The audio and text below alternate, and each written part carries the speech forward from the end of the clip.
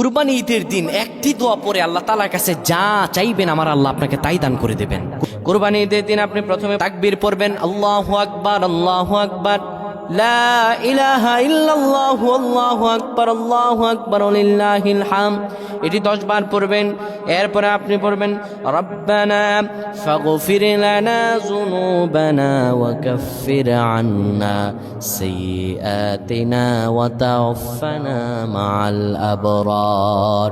এটি পড়বেন আপনি 3 বার।